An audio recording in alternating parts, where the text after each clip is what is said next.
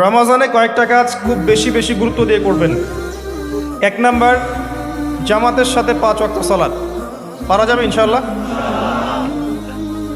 2 number, নিজের মালের যাকাত দিয়ে দিবেন। এটি কি ব্যবসায়িক সমিতির উদ্যোগে প্রোগ্রাম?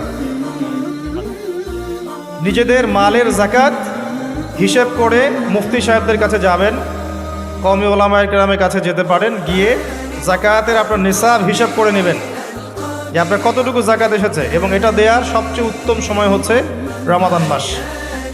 যাকাতগুলো দিয়ে দিবেন, আল্লাহ পাক তৌফিক দান করুন। সাদাকাতুল ফিতর দিবেন রমজান মাসে। তারাবির সালাত অবশ্যই অ্যাটেন্ড করবেন, তারাবির সালাত মিস করবেন না।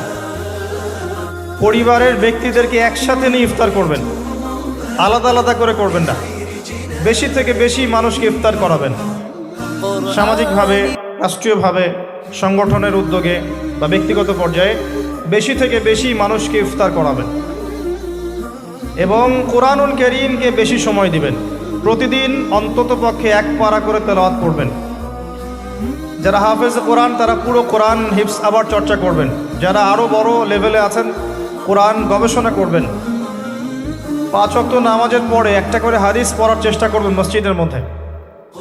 আসর থেকে মাগরিব এই সময়টুকুর মধ্যে আসরের নামাজের পরে মসজিদ ভিত্তিকভাবে দার্সের ব্যবস্থা করবেন, তালিমের ব্যবস্থা করবেন। 30 দিন 30টা আলাদা আলাদা টপিকে কথা হবে, জনগণ জানতে পারবে। পারা যাবে? ব্যবসায় এই মাসে খুব বেশি লাভের চেষ্টা করবেন না, পরকালীন লাভের চেষ্টা করবেন। সিন্ডিকেট করে দ্রব্যমূল্যের দাম বাড়িয়ে দিবেন না, চেষ্টা করবেন মানুষকে আরও সহজ করে দেওয়ার জন্য।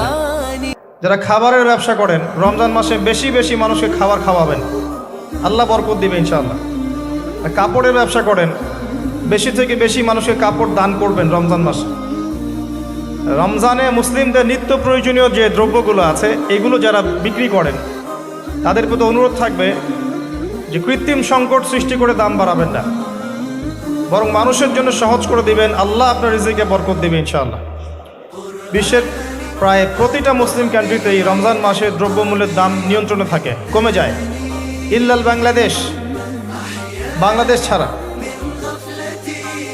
কিন্তু আমরাই 90% মুসলিমের দেশ। এই মাস লাভের মাস, পরকালীন লাভের মাস, দুনিয়ার লাভের মাস নয়। বরং রমজান আসার আগেই পুরো মাসের বাজার এবং ঈদের শপিং করে ফেলে দিবেন। রমজান মাসে বেশি বেশি মার্কেটে যাবেন না, এবং স্ত্রী সন্তানদেরকেও বেশি বেশি মার্কেটে যেতে দিবেন না। বরং এই মাসে পর্দা আরও বজায় রাখার চেষ্টা করবেন। রাস্তার মোড়ে মোড়ে যে হোটেলগুলো থাকে, ঘোমটা হোটেল, এই হোটেলের মালিকদের প্রতি নসিহত থাকবে যে আল্লাহকে ভয় করেন। হোটেলের বাইরে লিখে দিবেন মুসলিমদের জন্য খাওয়া আমার হোটেলে জায়েজ নাই। এটা করবেন, ঘোমটা না দিয়ে ওখানে লিখে দিবেন যে আপনি মুসলিম হয়ে থাকলে আল্লাহকে ভয় করুন, আমার হোটেলে মুসলমানদের জন্য আলাদা করে খাওয়ার কোনো জায়গা নাই রোজা রাখা অবস্থায়। সেলুনে আছেন যারা, সেলুনে লিখে দিবেন রমজান মাসে আমি দাড়ি কাটি না, কমপক্ষে লিখে দিবেন যে আমার দোকানে দাড়ি শেভ করা হয় না। রমজান মাসে আল্লাহওয়ালা হয়ে যান, লাআল্লাকুম তাত্তাকুন, তাকওয়া অবলম্বন করতে হবে। কিছু টিপস বলে দিলাম। সবচেয়ে বড় কথা হচ্ছে মানসিক প্রস্তুতি। রমজান আসতে যাচ্ছে, একটা মানসিক প্রিপারেশন। এই রমজানের 30টা দিন আমি প্রত্যেকটা দিনকে কাজে লাগাবো। প্রতিটা দিন আমি কোরআনের কিছু অংশ পড়বো, হাদিস কিছু পড়বো, 2টা কথা মানুষকে দাওয়াত দিব, ইফতার করাবো মানুষকে, সাধ্যমতো দান সাদাকা করব, তারাবির সালাতে হাজির হব, কোরআন খতম দিব। এই কাজগুলো করতে কি সরকার বাধা দিবে? প্রশাসন বাধা দিবে? এগুলো আমাদের হাতে আছে। আল্লাহ পাক আমাদের সবাইকে তৌফিক এনায়েত করুন, আমিন। আর এই রমজান মাসে বেশি বেশি খাওয়া এবং দুনিয়াবি কাজে অপচয় করবেন না। সারাদিন রোজা রেখে যদি ইফতার করতে 20টা আইটেম নিয়ে বসি আমাদের পুরান ঢাকার মানুষের মতো, তাহলে অবস্থা খারাপ। রমজানের আধ্যাত্মিকত্ব নষ্ট হয়ে যাবে। কথা কি বুঝতে পারছেন? রোজা রেখেছে আলহামদুলিল্লাহ, ইফতার করার জন্য কি 20টা আইটেমের দরকার আছে? 10টা আইটেমের দরকার আছে? এই যত বেশি ইফতারে খাবে মানুষ তত বেশি সে অসুস্থ হয়ে যাবে। এবং তারাবি অন্য ইবাদতগুলো ঠিক মতো করতে পারবে না। আমাদের ক্ষেত্রে দেখা যায় যে সেহেরি আর ইফতারে আয়োজন দেখলে মনে হয় এটা আমার জীবনের শেষ খাওয়া হবে না। কথা বুঝতে পারছেন? এই স্বভাবগুলোকে চেঞ্জ করতে হবে। আল্লাহ পাক তৌফিক ইনায়েত করুন, আমিন।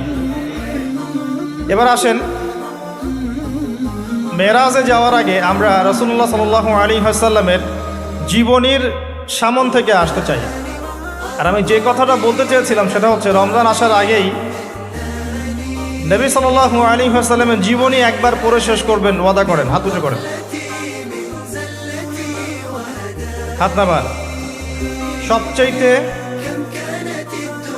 সেরা বই আমার কাছে জীবনীর উপরে, নবী সাল্লাল্লাহু আলাইহি ওয়াসাল্লামের জীবনীর উপরে অনেক বই আছে, তবে আমার কাছে মনে হয় সবচেয়ে বেস্ট বইটা হচ্ছে আর রাহিকুল মাখতুম। নাম মনে থাকবে? রাহিকুল মাখতুম, আল্লামা সফিউর রহমান মোবারকপুরী রাহিমাহুল্লাহ, যিনি এই সাবকন্টিনেন্টের মানুষ ছিলেন, তিনি বইটা লিখেছেন এবং বইটা 1182টা বইয়ের মধ্যে প্রথম স্থান অধিকার করেছে। 1182টা বা 83টা বইয়ের মধ্যে এই বইটা প্রথম স্থান অধিকার করেছে এই সৌদি আরবের কম্পিটিশনে। তো এই বইটার চেয়ে প্রাণবন্ত সিরাতের বই আমি আসলে পড়িনি। আর অনেক সিরাতের বই আছে এবং আমি অনুরোধ করব সিরাতের বেশি বেশি বই কিনবেন। একটা সিরাতের বইয়ে সব তথ্য হয়তো থাকবে না, এখানে ভেরিয়েশন আনতে হবে আপনাকে। বিভিন্ন সিরাতের বই কিনবেন, কিন্তু আর রাহিকুল মাখতুম বইটা মাস্ট বি পড়ার চেষ্টা করেন। রমজান মাস আসার আগেই বইটা শেষ করবেন, ওয়াদা করেন ইনশাআল্লাহ। আল্লাহ পাক তৌফিক দান করুন। এবং রমজান মাস আসার আগেই কোরআন তেলাওয়াত শিখে নেবেন, ওয়াদা করেন।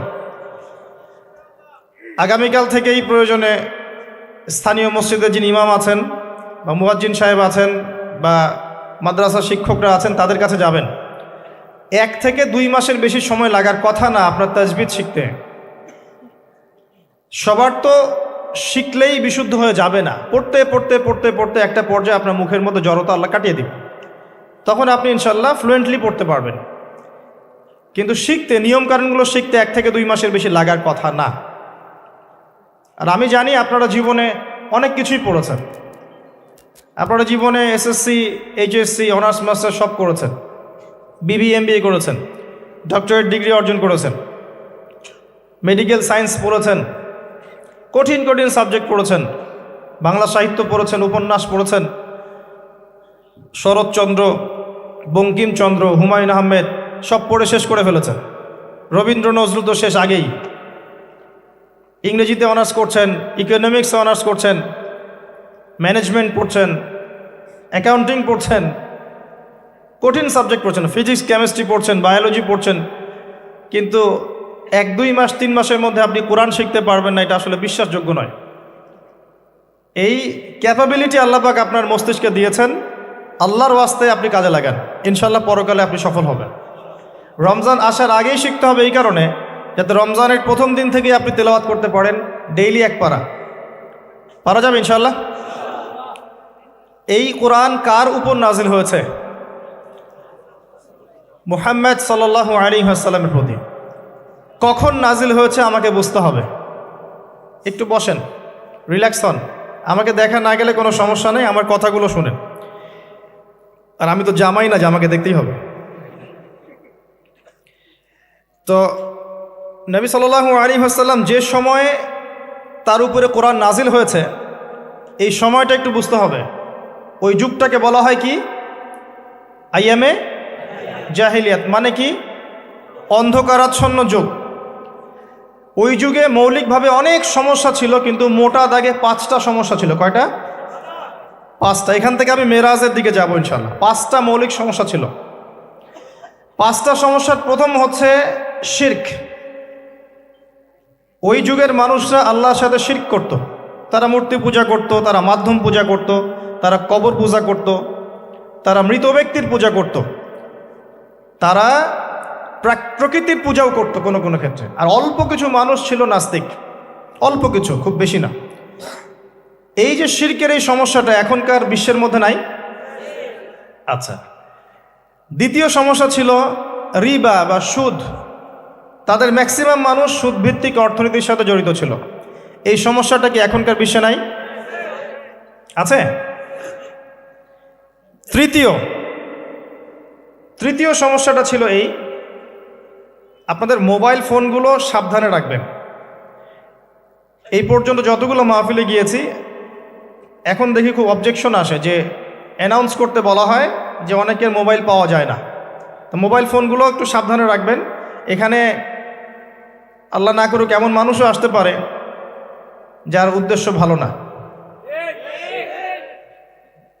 তো এটা একটু খেয়াল রাখবেন।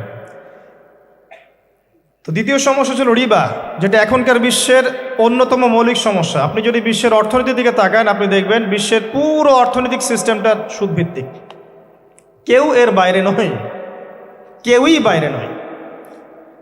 আমরা এমন একটা যুগে বাস করছি যেখানে কেউ যদি সুদ থেকে বাইরে থাকতে চায়, যে আমি মোটেই খাবো না, একবারেই খাবো না, টোটালি খাবো না, তারপরেও তার গায়ের মধ্যে সুদের ছিটা ফোঁটা লাগবে। আমার কথা বুঝতে পারছেন? এটা সেই যুগ। কিভাবে লাগবে সেটা সম্পর্কে জানার জন্যে রিবা কেন্দ্রিক যে বইগুলো আছে, আল্লামা তকি উসমানের বই আছে, ইনশাআল্লাহ আগামীতে এটার উপর বিস্তারিত আলোচনাও আসবে। এগুলো পড়েন এবং শোনেন, ইনশাআল্লাহ কাজে দিবে। শুধু এতটুকু বলবো, যে খায় যে দেয়, যে সাক্ষী থাকে এবং যে লিখে রাখে, উভয়কেই, এই 4 শ্রেণীর মানুষকেই নবী সাল্লাল্লাহু আলাইহি ওয়াসাল্লাম সমান অপরাধী বলেছেন। পুরো সিস্টেমটার মধ্যে এগুলো পড়ে যাবে। এমনকি যদি দেখেন আমি খাচ্ছি না, একটা ফ্ল্যাট বাসায় ভাড়া আছে, এই বাসা যে করেছে সে সুদের লোন নিয়ে করেছে, আমার ভাড়ার টাকা থেকে সে লোন শোধ করে, পরোক্ষভাবে আমিও সুদের সাথে জড়িত আছি। এটা সেই যুগ যেখানে আপনি বেঁচে থাকতে চাইলে পারবেন হয়তোবা, যদি আপনার তাকওয়া অনেক উঁচু লেভেলের হয়, কিন্তু ধুলি কণা আপনার গায়ে লাগবেই, আপনি বাঁচতে পারবেন না। তৃতীয় সমস্যা ছিল মাদক। আইয়ামে জাহিলিয়াতে তৃতীয় সমস্যা ছিল মাদক। এখনকার বিশ্বের দিকে আপনি তাকান, আপনি দেখবেন ম্যাক্সিমাম যুব সমাজ এই সমস্যায় নিপতিত আছে না? সেম সমস্যা। চতুর্থ সমস্যা ছিল নারীর অবমাননা। এটা সম্পর্কে বলার আমার কোনো প্রয়োজন নাই, যথেষ্ট বলেছি এই পর্যন্ত আমি। নারীকে যেভাবে আজকে আমরা পণ্যের ন্যায় ব্যবহার করছি, এটা আইয়ামে জাহিলিয়াতের সেই বন্যতাকেও হার মানিয়েছে। 5 নম্বর সমস্যা ছিল গোত্রীয় দ্বন্দ্ব, গোত্রীয় রক্তক্ষয়ী সংঘাত। এটা এখন বৈশ্বিক রূপ নিয়েছে। ধর্মের মধ্যে সংঘাত, পলিটিক্সের সংঘাত, বিশ্বের দেশগুলোর মধ্যে সংঘাত। এই যে এখন একটা নতুন সংঘাত চলছে, আল্লাহ জানে এটার মোড় কোন দিকে যাবে। যদিও এতটুকু মনে রাখবেন, বিশ্বের একটা শক্তি চায় যে বিশ্বে একটা পারমাণবিক যুদ্ধ হোক। তারা খুব করে চাচ্ছে বিশ্বে একটা পারমাণবিক যুদ্ধ হয়ে যাক। তাদের উদ্দেশ্য সফল হবে, বড় বড় পরাশক্তিরা একে অপরের সাথে মারামারি করে ধ্বংস হয়ে যাবে, প্রচুর মানুষ মারা যাবে, এবং তারা নতুন রুলিং স্টেট হিসেবে বিশ্বে আত্মপ্রকাশ করবে। একটা অংশটা চাচ্ছে, সেটা কারা আস্তে আস্তে বুঝতে পারবেন ইনশাআল্লাহ তাআলা। এই 5টা ছিল মৌলিক সমস্যা। এখন আপনি আপনার সমাজ এবং বিশ্বের দিকে তাকিয়ে দেখেন এই 5টা সমস্যা আছে কি নাই? আছে। এরকম একটা যুগে জন্ম নিয়েছেন প্রিয় নবী মুহাম্মদুর রাসূলুল্লাহ সাল্লাল্লাহু আলাইহি ওয়াসাল্লাম। এরকম সমাজে থেকেও তিনি কখনো পাপের ধার কাছেও যান নাই। বলেন সুবহানাল্লাহ। এরকম একটা সমাজে থেকেও যখন তিনি নবী হননি, তখনও পাপের ধার কাছেও তিনি যান নাই। তিনি কখনো শিরক করেননি, কখনো মূর্তি পূজা করেননি, কখনো রিবা খাননি, আর বাকি বিষয়গুলো ধার কাছেও যাননি। বরং তিনি হিলফুল ফুজর তৈরি করেছিলেন যাতে করে সমাজের এই অসঙ্গতিগুলো দূর করা যায়। এটা তো আপনারা জানেন। এরপর তিনি নবী হলেন 40 বছর বয়সে। প্রথম কোন আয়াত নাজিল হয়েছিল? সূরা আলাকের প্রথম 5 আয়াত আল্লাহ পাক প্রথমে পড়তে বলেছেন, ইকরা বিসমি রাব্বিকাল্লাযী খালাক খালাকাল ইনসানা মিন আলাক ইকরা ওয়া রাব্বুকাল আকরাম আল্লাযী আল্লামা বিল কলম আল্লামাল ইনসান মা লাম ইয়ালাম। এখানে প্রথম কথাটা হচ্ছে পড়ুন। আল্লাহ পাক প্রথমে বললেন না সুদ খেও না, শিরক করো না, মাদক সেবন করো না, জেনার ধার কাছেও যেও না। আল্লাহ পাক এগুলো কিছুই বললেন না। এমনকি আল্লাহ এটাও বললেন না সুবহানাহু ওয়া তাআলা যে নামাজ আদায় করো, যাকাত দাও, রমজান মাসে সাওম রাখো। আল্লাহ পাক কি বললেন? পড়ুন। আপনার জীবনের প্রথম ফরজ হচ্ছে পড়াশোনা করা। আমাদের জীবনের প্রথম ফরজ হচ্ছে পড়াশোনা করা। যে যত বেশি কনস্ট্রাকটিভ সিলেবাসে পড়াশোনা করবে তার অন্তর্দৃষ্টি তত বেশি সুদূর প্রসারী হবে ইনশাআল্লাহ তাআলা, এবং তার আমল আরও সুন্দর হবে, তার ব্যবহার সুন্দর হবে, চরিত্র সুন্দর হবে, তার মনুষ্যত্ব ভালো হবে। তার দ্বারা সমাজ, দেশ, রাষ্ট্র, উম্মাহ ভালো কিছু পাবে ইনশাআল্লাহ। অশিক্ষিত মূর্খ জনগণকে দিয়ে রাষ্ট্রের কোনো কাজ নাই, আছে? তবে শিক্ষাটা হতে হবে এমন জ্ঞান, ইকরা বিসমি রব্বিকাল্লাযী খালাক, পড়ুন আপনার সেই রবের নামে যিনি আপনাকে সৃষ্টি করেছেন। যে জ্ঞান আপনাকে আপনার স্রষ্টা, ওদের ভাষা ব্যবহার করে বলছি, আপনার ইলাহ আল্লাহর দিকে নিয়ে যাবে, সেটাই প্রকৃত জ্ঞান। যে জ্ঞানটা আপনাকে আল্লাহ থেকে দূরে সরাচ্ছে দিন দিন, এটা জ্ঞান নয়, এটা জাহেলিয়াত। আমি কি বুঝাতে পারছি? এবার আপনি চিন্তা করে দেখেন যে আপনার জ্ঞানটা আপনাকে কি আল্লাহর দিকে নিয়ে যাচ্ছে নাকি আল্লাহ থেকে দূরে সরাচ্ছে। এরপরে আপনি চিন্তা করবেন আপনি প্রকৃত জ্ঞানী কিনা। কেউ যদি অক্সফোর্ড, কেমব্রিজ, হার্ভার্ড থেকে পাশ করে আসে, এসে বলে যে পর্দা এটা সেকেলে প্রথা, ওই যুগে চলতো এই যুগে চলে না, এই ব্যক্তিকে আমরা জ্ঞানী বলতে পারি না। কেউ যদি বাইরে থেকে বড় ডিগ্রি এসে বলে যে ইসলাম আসলে এই যুগে চলে না, ওই যুগে চলতো, সুদের মধ্যেই আছে অগ্রগতি আর প্রগতি, ফ্রি মিক্সিং ভালো জিনিস, ছেলে মেয়ে একসাথে পথ চলবে, খারাপ কিছু না, মাদকদ্রব্য খাওয়াই যায়, মানুষ মাদকদ্রব্য খেলে ভালো কাজ করার উৎসাহ পাবে, সমকামিতা একটা বাক স্বাধীনতা, ব্যক্তি স্বাধীনতা, এরকম কথাবার্তা যদি কেউ বলে বা আল্লাহর হালালগুলোকে হারাম করে দেয়, হারামগুলোকে হালাল করে নেয়, এই ব্যক্তি বা এই সম্প্রদায়কে আমরা জ্ঞানী বলতে পারি না। কারণ তাদের জ্ঞান তাদেরকে আল্লাহ থেকে দূরে সরিয়ে দিয়েছে। ইকরা বিসমি রব্বিকাল্লাযী খালাক, পড়ুন আপনার সেই রবের নামে যিনি আপনাকে সৃষ্টি করেছেন। খালাকাল ইনসানা মিন আলাক, যিনি মানুষকে সৃষ্টি করেছেন জমাট বাঁধা রক্তপিণ্ড থেকে। ইকরা ওয়া রব্বুকাল আকরাম, পড়ুন আপনার রব মহামান্বিত। আল্লাযী আল্লামা বিল কলম, যিনি আপনাকে কলম দ্বারা জ্ঞান শিক্ষা দিয়েছেন। মানুষ জ্ঞান অর্জন করতে পারেনি, প্রথমে আল্লাহ মানুষকে জ্ঞান শিখিয়েছেন। এটাকে বিশ্বাস করেন? ওয়াল্লামা আদামাল আসমাআ কুল্লাহা, আমি আদমকে সমস্ত নাম শিক্ষা দিয়েছি। কে শিক্ষা দিয়েছেন? আদম আলাইহিস সালামের কি জ্ঞান ছিল? আমাদের জ্ঞান ছিল? আল্লাহ শিখিয়েছেন। আল্লামাল ইনসান মা লাম ইয়ালাম, মানুষকে সেই জ্ঞান শিক্ষা দিয়েছেন যা মানুষ জানতো না। এই আয়াত নিয়ে নবী সাল্লাল্লাহু আলাইহি ওয়াসাল্লামের নবুয়তের জিন্দেগি শুরু হলো। কত বছর জিন্দেগি ছিল নবুয়তের জিন্দেগি? বলতে পারবেন? 23 বছর। 23 বছর। আমরা কিন্তু লেকচারের শেষে একটা কুইজ কন্টেস্ট করব ইনশাআল্লাহ। 5টা থেকে 10টা প্রশ্ন করব ইনশাআল্লাহ। 10 জনকে আমরা পুরস্কৃত করব ইনশাআল্লাহ তাআলা। মনোযোগের সাথে লেকচার শুনবেন। এরপর নবী সাল্লাল্লাহু আলাইহি ওয়াসাল্লামের নবুয়তের জিন্দেগি শুরু হলো।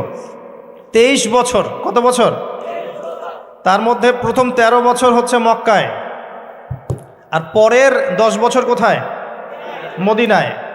খুব সংক্ষিপ্ত আকারে বলছি, প্রথম 3 বছর নবী সাল্লাল্লাহু আলাইহি ওয়াসাল্লাম গোপনে দাওয়াত দিয়েছেন। কিভাবে? একদম গোপনে গোপনে। প্রথমে বাড়ির লোকজনকে, তারপর নিকট আত্মীয় যারা তাদেরকে, তারপর যাদের সাথে সম্পর্ক ভালো ক্লোজ তাদেরকে, এরপরে আস্তে আস্তে আমভাবে।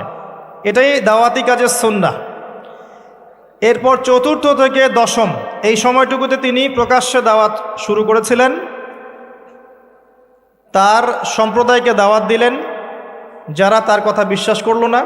বেশিরভাগ মানুষই কুফরি করল, বরং তারা ইসলাম যারা কবুল করেছে এদের উপরে নির্যাতন শুরু করলো। নির্যাতনের মাত্রা দিন দিন বাড়তে থাকলো। যখন হামজাহ এবং ওমর রাদিয়াল্লাহু আনহুমা তাদের মতো কিছু সাহাবী ইসলাম কবুল করলেন, ইসলাম তখন শক্তিশালী হওয়া শুরু করল। তারপরেও নির্যাতনের মাত্রা বাড়তে থাকলো। এক পর্যায়ে সাহাবীরা হিজরত করলেন আবিসিনিয়ায়। কোথায়? আবিসিনিয়ায়। প্রথম হিজরত মদিনায় হয়নি, প্রথম হিজরত আবিসিনিয়ায়। এটা হচ্ছে ইথিওপিয়ার পাশে, এখনকার মানচিত্রে ইরিত্রিয়া নামে একটা জায়গা আছে, দেখেছেন কখনো? বিশ্বের ম্যাপ দেখেছেন কখনো?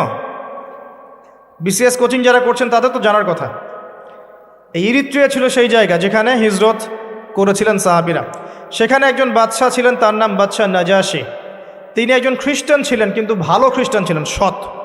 তিনি মুসলিমদেরকে আশ্রয় দিয়েছিলেন এবং তার রাজ্যে মুসলিমরা নিরাপদে ছিল, বসবাস করেছে দীর্ঘদিন। পরবর্তীতে এই বাদশাহ নাজাশী ইসলাম কবুল করে মুসলিম হন। মারা গেলে নবী সাল্লাল্লাহু আলাইহি ওয়াসাল্লাম তার গায়েবানা জানাজার নামাজও পড়েছেন। কুরাইশদের অত্যাচার বাড়তে থাকে।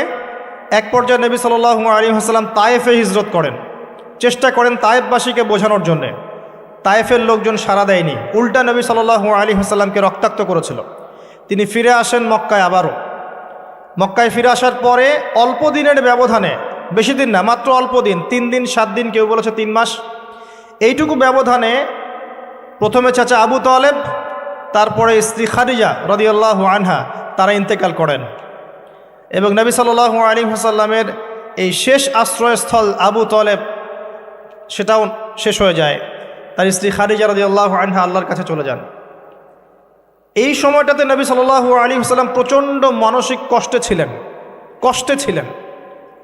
আল্লাহ পাক এইরকম একটা সময়ে মেরাজের ঘটনা ঘটিয়েছেন, বলেন সুবহানাল্লাহ। আল্লাহ রাব্বুল আলামিন তাকে পুরো মানসিক সমস্ত কষ্ট থেকে ফারেক করে আল্লাহ পাকের সমস্ত কুদরত দেখিয়েছেন মহাবিশ্বে নিয়ে গিয়ে। যদিও বা তার আগের 3 বছর সাহাবীদেরকে বয়কট করা হয়েছিল। 3 বছর গাছের ছালপাতা খেয়ে সাহাবীরা থেকেছেন শিয়ারে আবু তালেব নামক জায়গায়। এরপর বয়কট তুলে নেওয়া হয়। তারপর এই আমুল হুজন আসে। এর পরের বছর ইয়াসরিব বা মদিনা থেকে 6 জন যুবক এসে ইসলাম কবুল করে, বলেন সুবহানাল্লাহ। তাদের নেতা ছিলেন আসাদ বিন জুরারাহ রাদিয়াল্লাহু আনহু। তিনি ফিরে যান মদিনায়। পরের বছর আবার 6 জনকে নিয়ে আসেন, টোটাল 12 জন। এই 12 জন মুসলিম হয়ে আবার মদিনায় ফিরে যান।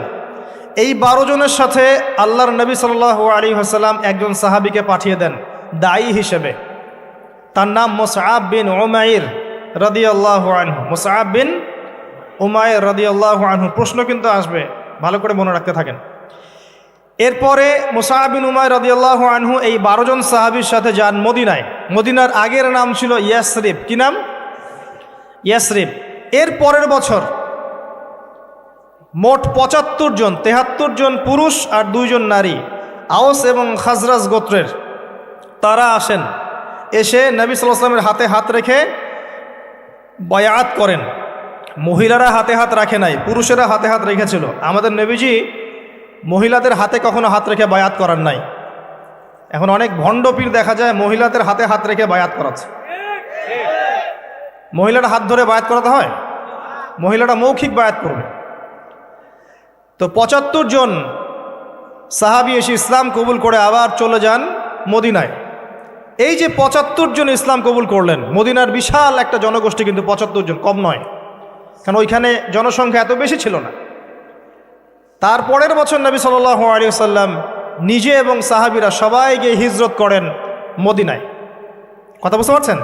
এই যে নতুন একটা রাষ্ট্রের জন্ম হলো, মক্কা থেকে সবাই এখন মদিনায়, মক্কায় ঘরবাড়ি ছেড়ে দিয়ে নিঃস্ব হাতে, খালি হাতে, আল্লাহর উপর তাওয়াক্কুল করে।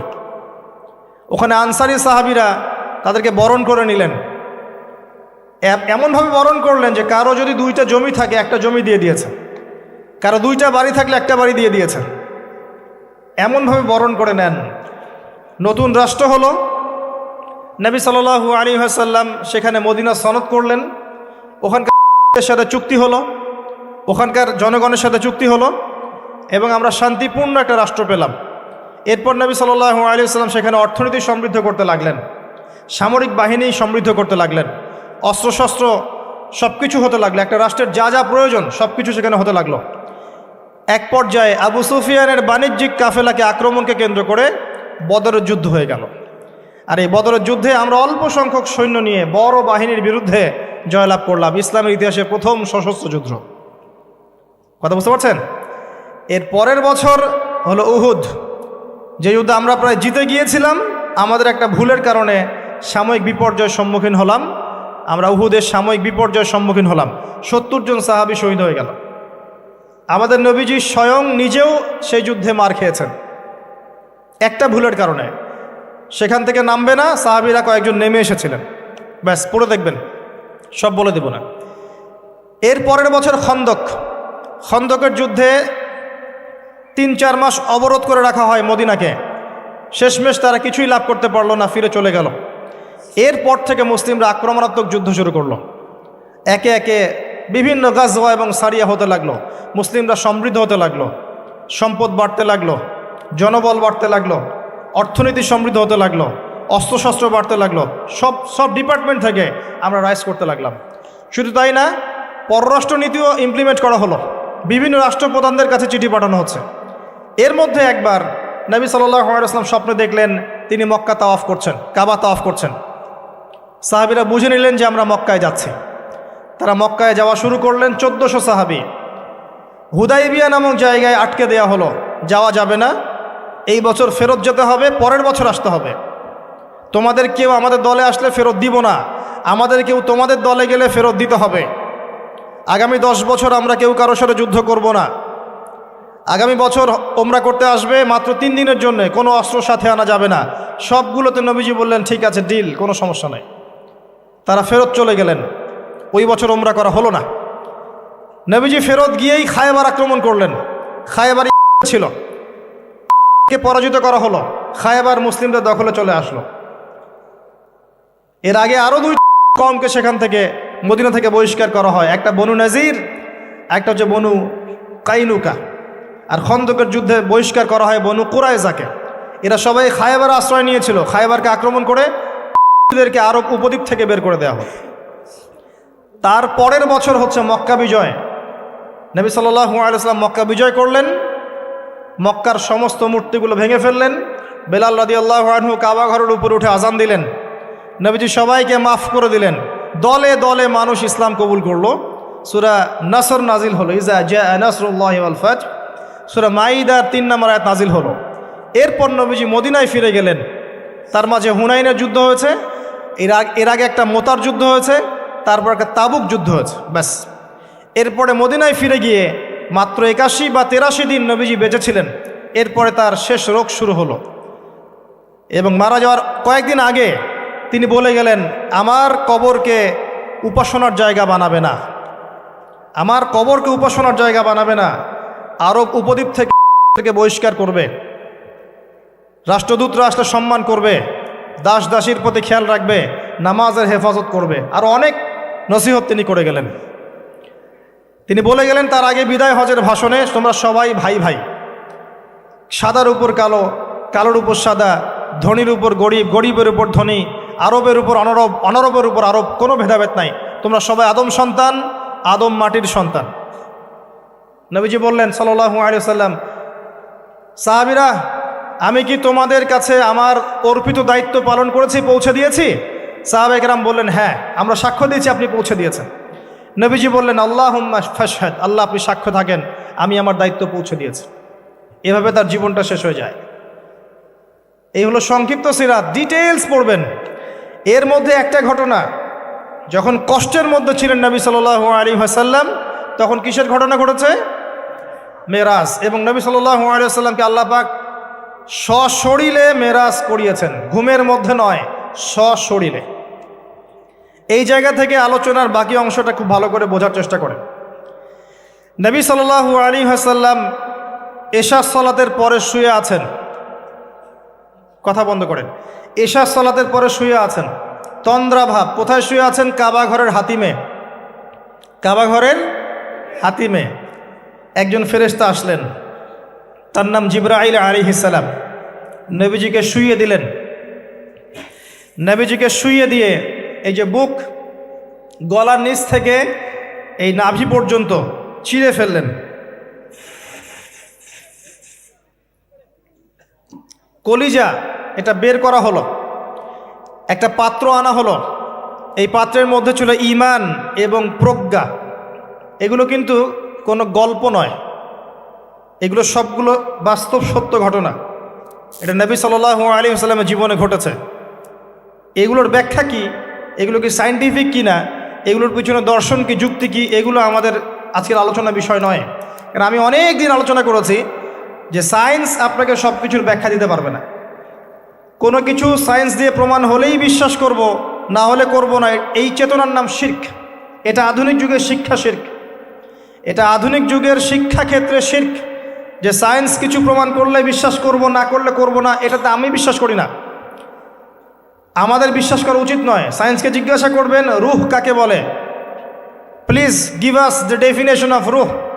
রুহের ডেফিনেশন দেন, রুহ কাকে বলে, কত প্রকার কি কি, আত্মা কাকে বলে, কত প্রকার কি কি। সায়েন্সের প্যান্ট খারাপ হয়ে যাবে। কথা কি বুঝতে পারছেন? রুহের ডেফিনেশন দিতে পারবে না। জিজ্ঞাসা করবেন স্বপ্ন কাকে বলে, মানুষের স্বপ্ন মাঝে মাঝে সত্য হয় কিভাবে, ব্যাখ্যা দিতে পারবে না। যদি বলেন মানুষ ঘুমায়, ঘুমের একটা পূর্ণাঙ্গ ব্যাখ্যা দেন, দিতে পারবে না। যদি বলেন যে কবরের আযাবের ব্যাখ্যা দেখ, পারবে না।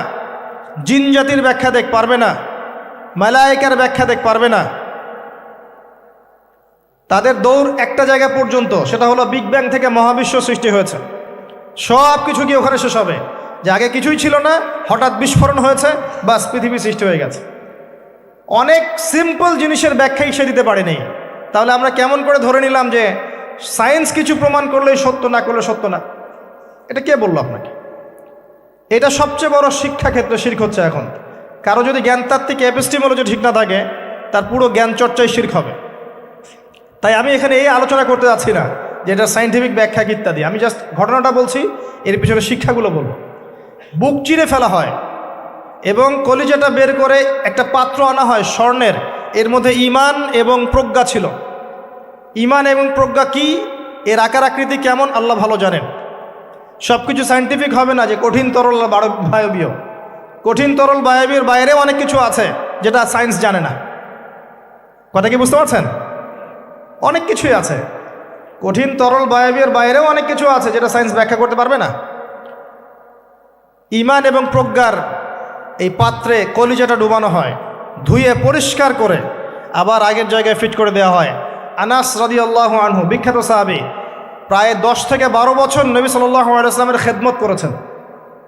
তিনি বলেছেন, আমি আল্লাহ রসুলের বুকের মধ্যে এই যে বুক চিরে ফেলা, সিনা চাক, এই দাগটা আমি দেখেছি, বুকের মধ্যে দাগ ছিল। এরপর নবী সাল্লাল্লাহু আলাইহি ওয়াসাল্লামের সামনে একটা বাহনকে আনা হয়। এই বাহনের নাম হচ্ছে বোরাক। কি নাম? গাধার চেয়ে একটু বড়, খচ্চরের চেয়ে একটু ছোট, এর নাম হচ্ছে বোরাক। এই বোরাকে নবী সাল্লাল্লাহু আলাইহি ওয়াসাল্লামকে উঠতে বলা হয়। তিনি উঠতে গেলে বোরাক একটু পার্ট নিয়েছে, ভাব নিয়েছিল আর কি। ভাব নেওয়া বোঝেন? মাঝে মাঝে আমরা ভাব নেই না? কখনো মেয়েদের বিউটি কন্টেস্ট দেখেছেন? ফ্যাশন শো দেখেন নাই? টিভিতে অ্যাডভার্টাইজ দেখেন নাই? কে দেখে নাই? এটা তো সবাইকেই দেখতে হয়। কার চোখে পড়েনি? মনে হবে যে মানুষকে ভয় দেখাচ্ছে। এই যে ভাব, বোরাক একটা ভাব নিয়েছিল। তো জিবরাইল আলাইহিস সালাম বোরাককে বলছেন যে শুনো, তোমার পিঠে মুহাম্মদ সাল্লাল্লাহু আলাইহি ওয়াসাল্লামের চেয়ে উত্তম কোনো মানুষ এখনো বসে নাই, আর মুহাম্মদ সাল্লাল্লাহু আলাইহি ওয়াসাল্লামের চেয়ে প্রিয় এবং সম্মানিত মহান কোনো ব্যক্তি আল্লাহর কাছে নাই। অতএব তুমি এত পার্ট নিও না। তখন বোরাক ঘামতে শুরু করে। আমি যে কথাগুলো বলছি এগুলো সহিহ বুখারীর মধ্যে আছে, সহিহ মুসলিমের মধ্যেও আছে এবং অন্যান্য সিরাতের গ্রন্থগুলোর মধ্যে আছে। আমি এক জায়গায় করে কথাটা বলার চেষ্টা করছি। এরপর বোরাক ছুটতে শুরু করে। নবীজি বলছেন, বোরাকের ছোটার গতিটা এমন ছিল যে আমরা আমাদের দৃষ্টি যতদূর পর্যন্ত যায়, সে তার একটা পা অতদূর পর্যন্ত ফেলছে। এখনকার রকেটগুলোর গতি দেখেছেন? এই মহাবিশ্ব যত অভিযান, আমাদের ধারণা যে এই মেরাজের ঘটনাকে কেন্দ্র করেই হয়েছে। এই থিওরিগুলো ওরা পেত না। মহাবিশ্বের এই আকাশ ভেদ করে যাওয়া যায়, এই যে কনসেপ্টটা কিন্তু নবী সাল্লাল্লাহু আলাইহি ওয়াসাল্লাম মেরাজের আগে কখনো হয়নি। একমাত্র ঘটনা পৃথিবীতে যে পৃথিবীর কোনো মানুষ সাত আকাশের উপরে গিয়েছেন, আল্লাহর সাথে কথা বলে এসেছেন। সুবহানাল্লাহ। এমনকি কোনো নবীর ক্ষেত্রেও এটা হয়নি, কোনো নবীর ক্ষেত্রেও নয়। সেখানে গিয়ে দেখলেন মসজিদের মধ্যে একজন ব্যক্তি সালাত আদায় করছেন। দেহের গড়নটা একটু লম্বা এবং চুলগুলো কোকড়ানো, কানের লতি পর্যন্ত, রুগ্ন একটু।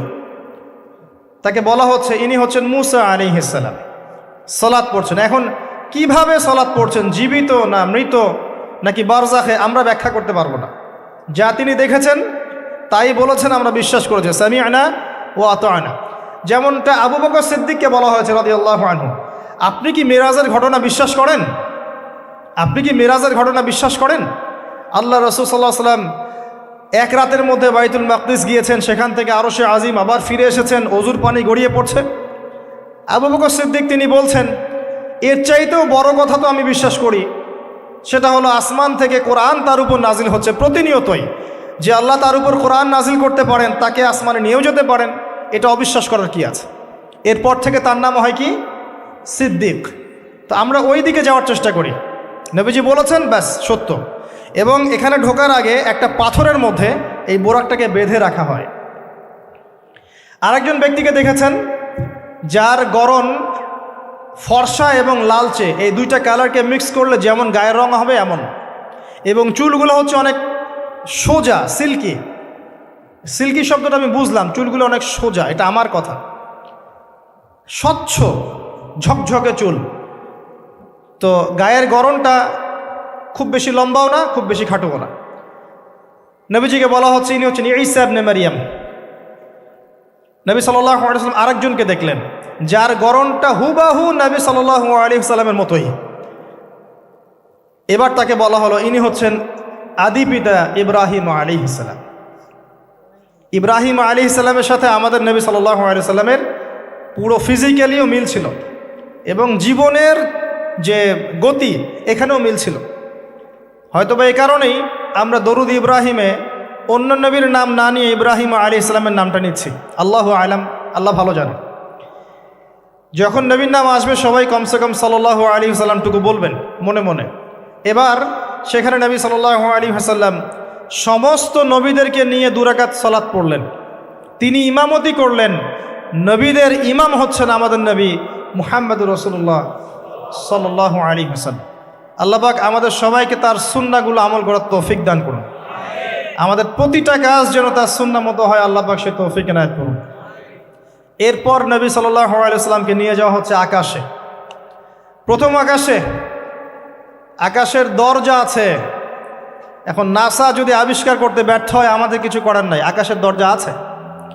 ওরা যদি বলে জান্নাত জাহান্নামের ব্যাখ্যা কি, জান্নাত জাহান্নাম তো সায়েন্স প্রমাণ করতে পারছে না, তাহলে এগুলোর কি ব্যাখ্যা? আমরা বলবো এটা সায়েন্সের ব্যর্থতা, জান্নাত জাহান্নামের অস্তিত্বের ব্যর্থতা নয়, এটা সায়েন্সের ব্যর্থতা। আছে, খুঁজতে থাকেন, একদিন পাবেন ইনশাআল্লাহ। তবে পাওয়ার আগে যে কিয়ামত হয়ে যাবে এটা নিশ্চিত, পাওয়ার আগে কিয়ামতই হয়ে যাবে। আমরা কারেন্ট অ্যাফেয়ার্সে দেখেছিলাম কয়েকদিন আগে একটা গ্রহের সন্ধান পাওয়া গেছে। এই গ্রহটা ডায়মন্ড দিয়ে তৈরি, হীরার। এখন বিশ্ববাসী বিশ্বাস করছে হ্যাঁ হীরার গ্রহ আছে। কথা বুঝতে পারছেন? আল্লাহ পাক কোরআনে বলেছেন জান্নাতের মাটি হবে সোনার, আছে না, সোনার, মতির, জহরতের। তো যদি কখনো দেখবেন সায়েন্স বলে যে হ্যাঁ এমন একটা গ্রহ পাওয়া গেছে পৃথিবী থেকে কয়েক কোটি আলোকবর্ষ দূরে, গ্রহের নাম হচ্ছে JNAXYZ.000 অমুক, এদের নামগুলো এমন ভয়ঙ্কর হয় আর কি, তখন দেখবেন বিশ্বের মানুষ বিশ্বাস করছে। করবে না বিশ্বাস? নিশ্চিত বিশ্বাস করবে। আমাদের পুরো চিন্তাটাই এখন এমন, সায়েন্স বললে হ্যাঁ আমি হ্যাঁ, ও যদি বলে না আমি না। 20 সেকেন্ড হাত দাও, 20 সেকেন্ডই। মাস্ক না পরলে যাবে না, ভাইরাস যাবেই না, পড়তেই হবে। 3 ফিট দূরে দাঁড়াও, 4 ফিট দূরে দাঁড়াও, ও যা বলবে তাই। এটা শিরক। মসজিদের মধ্যে আমরা বানরের মতো নামাজ পড়ছি, জাস্ট লাইক ডঙ্কিস, 4 ফিট দূরে দূরে এক একজন। সুবহানাল্লাহ। মাঝখানে কি শয়তানের জন্য? বাকি সবখানে এক জায়গায় একত্রিত হওয়া যাচ্ছে। মসজিদে গেলে 1000টা রেস্ট্রিকশন, কি সমস্যা? সমস্যা কোথায়? চেহারা ঢেকে নামাজ হয় মসজিদে? বড় বড় ওলামায়ে কেরামদের কাছে ফতোয়া নেন। একটা বিশ্বাস, একটা ভয়, একটা আতঙ্ক। আর কিছু কিছু মিডিয়ার কাজ হচ্ছে মানুষকে আতঙ্কিত করা। আজকে কয়টা মরল, আজকে কয়টা আক্রান্ত হলো, আজকে কয়টা কী হলো, মানুষের সাইকোলজিক্যালি এমন, মানে মাইন্ডসেটটা তৈরি করা হচ্ছে এমন যে ভয়, আতঙ্ক। কেন ভাই, মরবেন না কখনো? সতর্ক থাকার নাম কি এরকম করা? সারা বিশ্বের মানুষকে ভয় দেখিয়ে আতঙ্কিত করে ফেলা হচ্ছে। আর ওইদিকে দেখেন যাদের যুদ্ধ করার যুদ্ধ করছে, যাদের যা কিছু করার তাই করছে। সারা ওয়ার্ল্ড অ্যাফেয়ার্স কি থেমে আছে? মানুষের দৃষ্টিভঙ্গিকে একদিকে ফোকাস করিয়ে দেয়। আমরা বলছি না যে ভাইরাসের অস্তিত্ব নাই, কিন্তু আল্লাহর চেয়ে বেশি ভয় তাকে করতে হবে কেন? বিগত 1 বছরে যতগুলা মানুষের সাথে আমি মুসাফা করেছি, এতদিন আমার কবরে থাকার কথা ছিল, যদি সায়েন্স সত্য হয়। কথা কি বুঝতে পারছেন না? এখন আপনি আমাকে ব্যাখ্যা দেন যে আমার কেন হয় নাই, ব্যাখ্যা দেন। কি ব্যাখ্যা দিবেন আপনি আমাকে? প্রতিটা দিন এই ইভেন এই মাহফিলের সিজনে প্রতিটা দিন মিনিমাম 100-200 মানুষের সাথে আমি মুসাফা করেছি, এবং সবাই এটা সাক্ষী। একটা দিন আমার জ্বর আসে নাই, এর কি ব্যাখ্যা দিবেন?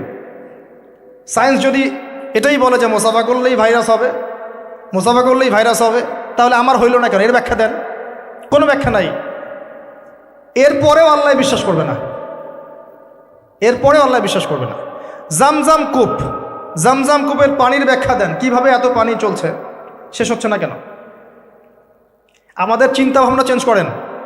ও যা বলবে তার 100% সত্যি হতে হবে এমন নয় বিষয়টা।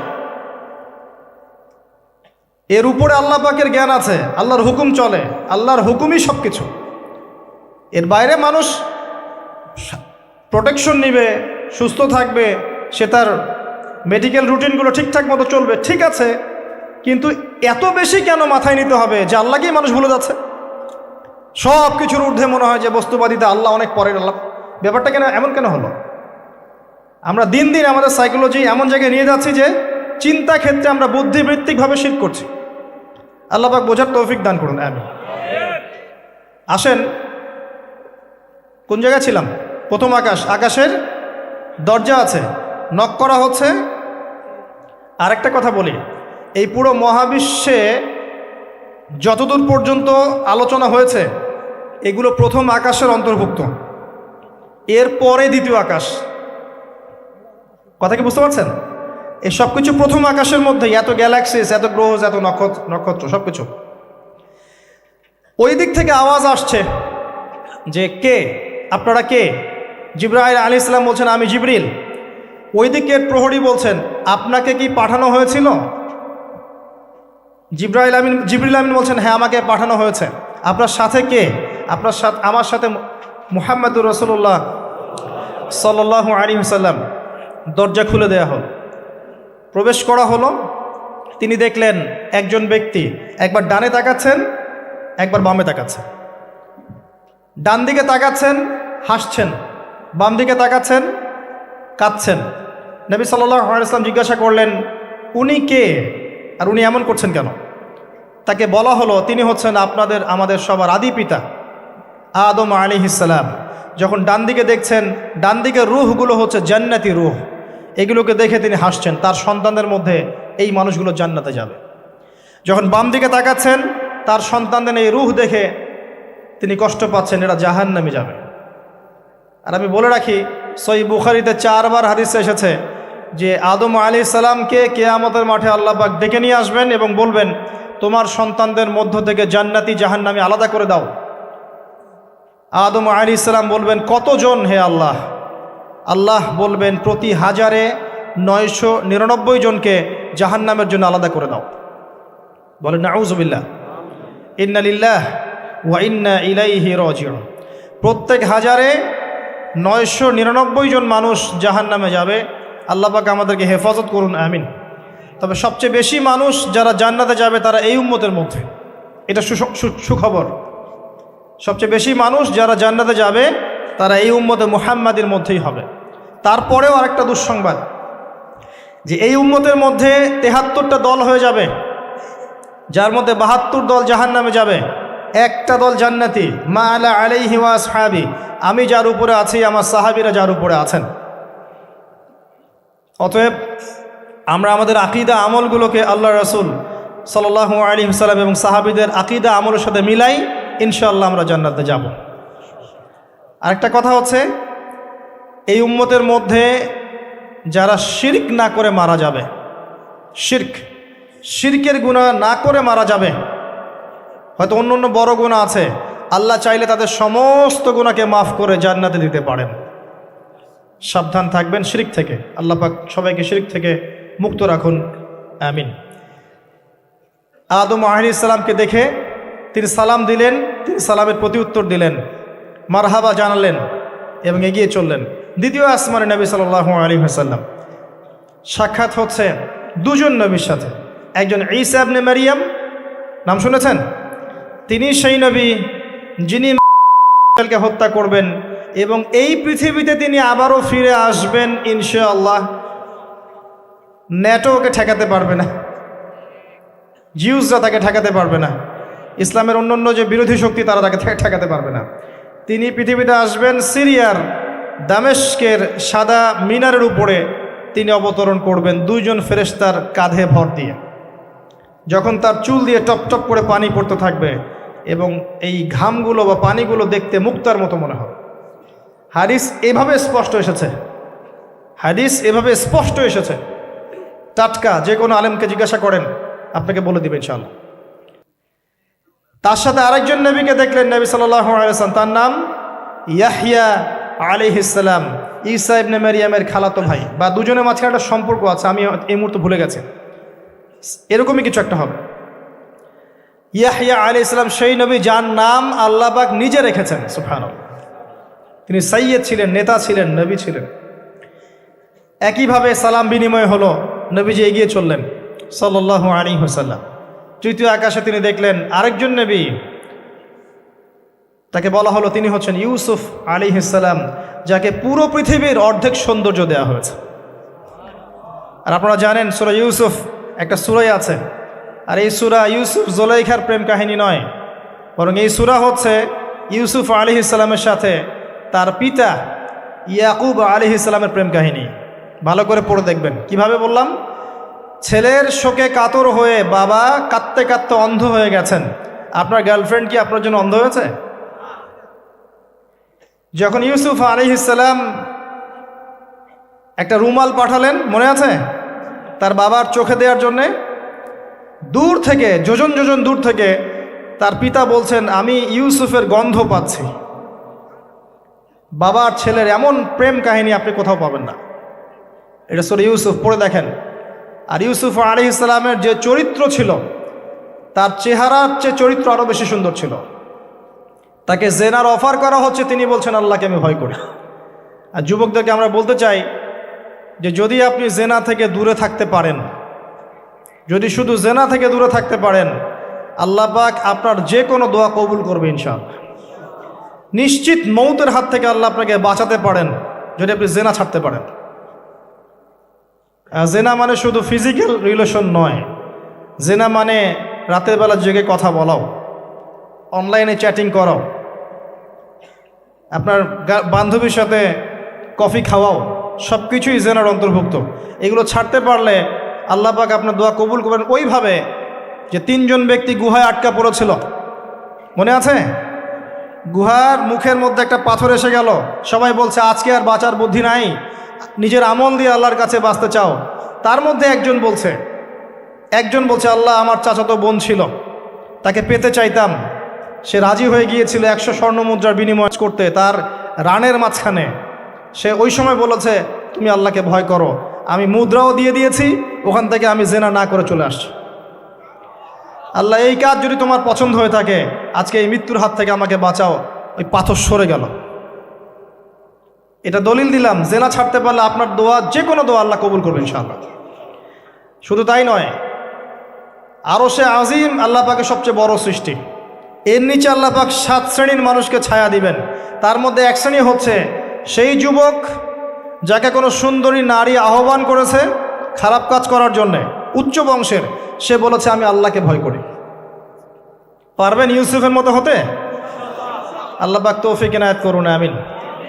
আপনি জেনা থেকে দূরে থাকেন, আল্লাহ পাক আপনার ঘরে খাদিজা রাদিয়াল্লাহু আনহার মতো মেয়ে দিবে ইনশাআল্লাহ। আপনি 10টা ঘাটের পানি খেয়ে আসবেন, দেখবেন এমন বউ আল্লাহ কপালে জুটাইছে, সে মাশাআল্লাহ 20 ঘাটের পানি খাওয়া। হ্যাঁ, কিফাউন কিরাম, আল্লাহ পাক একদম দুনিয়াতে ইকুয়ালি ডিল করেন, ইকুয়ালি ডিল করেন। আল্লাহ পাক আপনাদের প্রত্যেকের পারিবারিক জীবনটা সুখী করুন, দোয়া করি আমিন। ইউসুফ আলাইহিস সালাম তারপরে এগিয়ে চললেন, আর প্রত্যেক আকাশেই মারহাবা মুসাফা হচ্ছে এবং সালাম হচ্ছে। চতুর্থ আকাশে নবী সাল্লাল্লাহু আলাইহি সাল্লাম দেখছেন ইদ্রিস আলাইহিস সালাম। ইদ্রিস আলাইহিস সালামের কথা সূরা মারিয়ামের মধ্যেও আছে, পড়ে দেখবেন।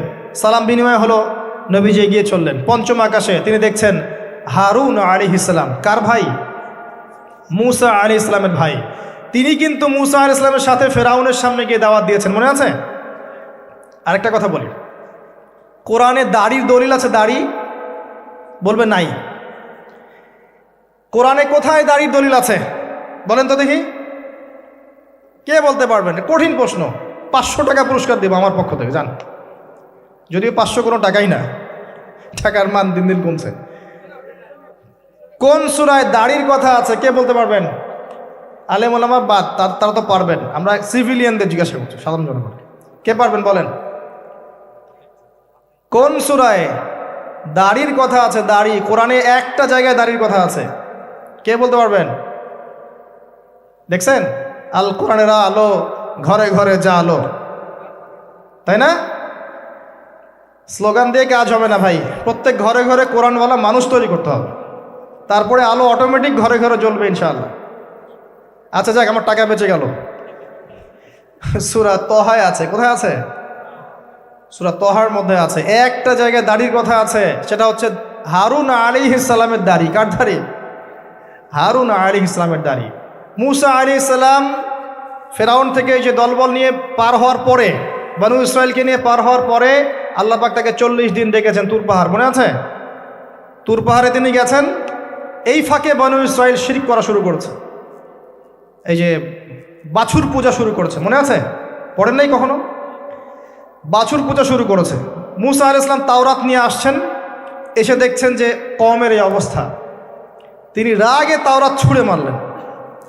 তিনি প্রচণ্ড ব্যক্তিত্ব সম্পন্ন মানুষ ছিলেন, গায়রতওয়ালা। রাগে তাওরাত ছুঁড়ে মারলেন এবং এসে এই যে হারুন আলাইহিস সালাম যাকে রেখে গিয়েছিলেন যে কওমকে দেখাশোনা করবে, তার দাড়ি চিপে ধরলেন। তুমি থাকতে এরা এই অবস্থায় গেল কিভাবে? এক হাতে দাড়ি, এক হাতে চুল, চেপে ধর। তুমি থাকতে এই অবস্থা হইল কিভাবে? সূরা তহা পড়ে দেখেন। তখন হারুন আলাইহিস সালাম বলছেন যে হে আমার ভাই, আমার দাড়ি আর চুল ধরো না, এই একটা জায়গায় আছে। তার মানে দাড়ি পাওয়া যাচ্ছে কোরআনে। কিছু মানুষ তো এখন বলে কোরআন মানি হাদিস মানি না, তাই না? ওই অজুহাত দিয়ে এখন দাড়ি রাখে না, বলে কোরআনে তো দাড়ির কথা নাই, রাখবো কেন? সুবহানাল্লাহ। আপনারাও কি এটা বিশ্বাস করেন যে আমরা শুধু কোরআন মানবো, হাদিস মানবো না? স্পষ্ট কুফরি, স্পষ্ট কুফরি। কোরআন এবং হাদিস একসাথে মিলেই শরিয়া। শুধু কোরআন মানি হাদিস মানি না এটা বলতে গিয়ে সে বোঝাচ্ছে সে আসলে কোরআনও মানে না। কোরআনে আল্লাহ বলেছেন ওয়ামা আতাকুমুর রাসূল ফাখুযুহ, রাসূল যা দিয়েছেন নিয়ে নাও। ওয়ামা নাহাকুম আনহু ফান্তাহু, যা থেকে নিষেধ করেছেন দূরে থাকো। তাহলে সুন্নাহ না মানলে আপনি কিভাবে কোরআন মানবেন? কথা কি বুঝতে পারছেন? আসেন, হারুন আলাইহিস সালাম সালাম বিনিময় হলো, চললেন। তারপরে ষষ্ঠ আসমানে গিয়ে দেখলেন মূসা আলাইহিস সালাম, সেই যে ব্যক্তি।